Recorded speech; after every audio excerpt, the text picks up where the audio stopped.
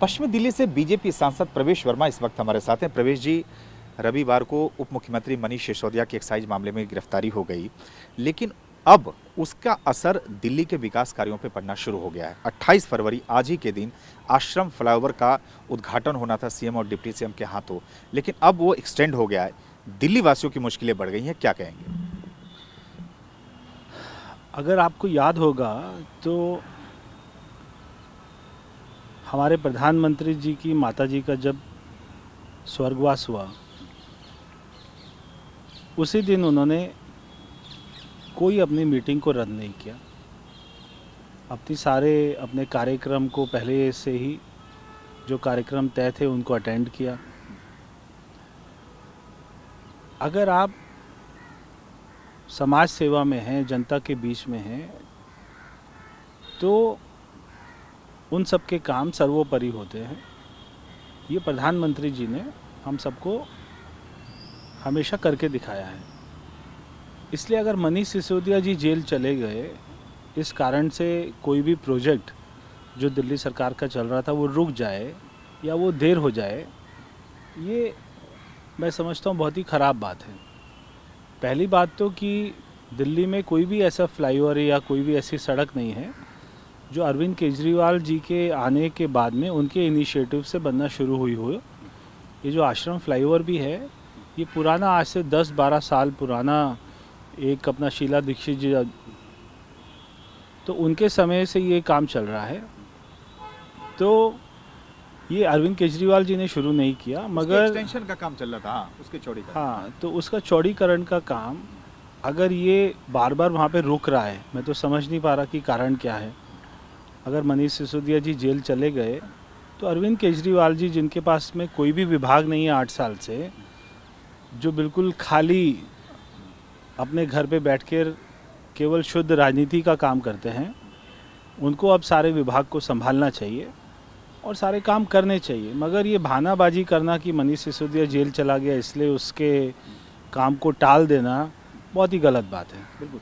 और देखिए, दिलचस्प बात यह है कि पहले सत्येंद्र जैन पीडब्ल्यूडी मंत्री थे, जब वो जेल गए तो मनीष सिसोदिया जी को इसकी जिम्मेदारी दी गई। अब वो जेल चले गए हैं, इसका असर माना जा रहा है कि दिल्ली में कई और प्रोजेक्ट चल रहे हैं जिसका कि इस पे असर हो सकता है। मुझे ऐसा नहीं लगता है कि कोई उनके जेल जाने का कोई असर होगा, क्योंकि जब वो थे तब भी कोई काम नहीं होते थे। जब वो थे मंत्री 8 साल में, मुझे तो दिल्ली 8 साल से और ज़्यादा बद से बदतर अभी दिखाई देती है। अभी मैं हर जगह देखता हूँ कि कैसी अपना सड़कों की हालत है, कैसी सड़कें टूटी हुई हैं। दिल्ली की हवा में सांस लेना मुश्किल हो गया है, हर जगह धूल मिट्टी है। तो दिल्ली में कोई नया स्कूल, कोई नया कॉलेज, कोई नया हॉस्पिटल, कोई नया फ्लाईओवर 8 साल में केजरीवाल जी नहीं बना पाए। तो जब ये लोग थे भी अपने घरों में, अपने मंत्रालय में, तब भी कोई काम नहीं करते थे, आज नहीं है तो भी क्या फ़र्क पड़ने वाला है। एक आखिरी सवाल, कैसे देखते हैं इस पूरे मामले को? जिस तरह से आम आदमी पार्टी आरोप लगाई कि भाई साजिश के तहत एक सबसे बढ़िया देश के शिक्षा मंत्री को सरकार ने, जो है केंद्र सरकार ने, जेल भेज दिया और उसको जो है काम नहीं करने दे रहे, ओवरऑल दिल्ली के विकास कार्यों में बाधा पहुंचा रहे हैं। केवल 5 लोग, अरविंद केजरीवाल, मनीष सिसोदिया, राघव चड्ढा, संजय सिंह, आतिशी, ये 5 ही अपने कामों का ढिंढोरा पीटते रहते हैं। दिल्ली की जनता को मैंने आज तक बोलते हुए नहीं सुना कि कोई उन्होंने शिक्षा में या स्वास्थ्य में अच्छा काम किया। तो बस वो 5 लोग ही बार बार कि दुनिया में सबसे अच्छा काम हो गया, करोड़ों लोग खुश हैं, लाखों सारे बच्चे खुश हैं, तो वो खुद ही अपने मुंह से बोले जाते हैं। दिल्ली की जनता तो ऐसा नहीं बोलती है।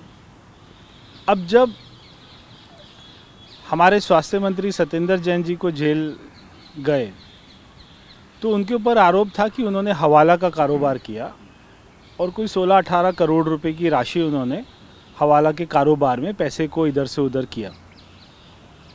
अब जब उनको गिरफ्तार किया गया तब इन्होंने कहा जी देखिए, स्वास्थ्य में अच्छा काम हुआ था इसलिए गिरफ्तार कर लिया। अब उनसे सवाल पूछ रहे हैं हवाला का कारोबार, तो वो स्वास्थ्य की बात कर रहे हैं। इसलिए वो आज 8 महीने से जेल में पड़े हैं और वो अपनी याददाश्त भी भूल गए हैं वहाँ पर। अब ऐसी मनीष सिसोदिया से पूछ रहे हैं कि आपने ये जो शराब पॉलिसी में पैसा खाया वो कहाँ गया? वो कह रहे मैंने स्कूल बना दिए। वो कह रहे हैं, सारी एजेंसी कह रही है आपने 2% से 12% कमीशन क्यों कर दिया, वो कह रहे बच्चे बहुत खुश हैं।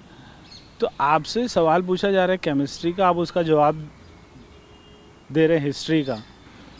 तो ये मीडिया में कहने तक तो चल जाता है, मगर जब एजेंसी पूछेगी, जब हाई कोर्ट पूछेगी, सुप्रीम कोर्ट पूछेगी, तब वहाँ पर आपको यही बताना पड़ेगा कि आपने शराब के घोटाले में कितना पैसा खाया।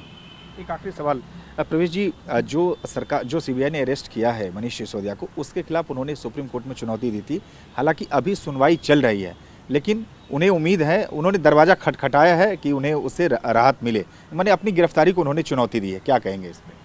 देखिए, आज से ठीक 6-8 महीने से इनके ऊपर में ऐसे आरोप लगना शुरू हो गए थे कि उन्होंने एक्साइज पॉलिसी में पैसा खाया, और जो कमीशन उन्होंने बढ़ाया, मेन वही एक ऐसा पॉइंट था जिसमें उन्होंने पैसा खाया।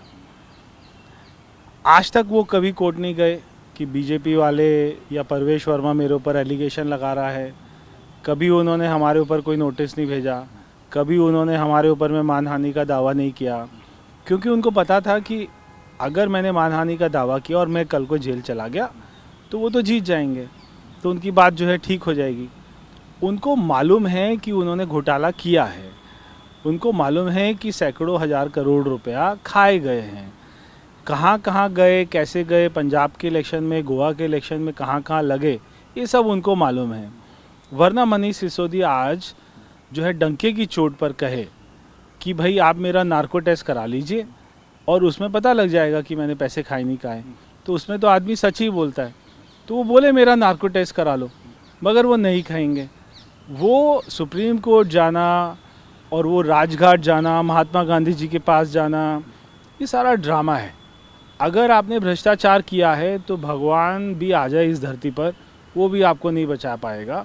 अगर आपने भ्रष्टाचार नहीं किया तो कोई अपना दुनिया की ताकत आपको जेल में नहीं रख पाएगी। बहुत धन्यवाद। ये थे बीजेपी सांसद प्रवेश वर्मा, और उनका साफ तौर से कहना है कि चाहे वो मनीष सिसोदिया राजघाट पे जाएं या अपनी गिरफ्तारी को चुनौती देने के लिए सुप्रीम कोर्ट का दरवाज़ा खटखटाएं, अगर उन्होंने घोटाला किया है तो अब उनको उनका बचना लगभग नामुमकिन सा है। ब्रजनीश निरंजन के साथ सुमंत कुमार, TV9।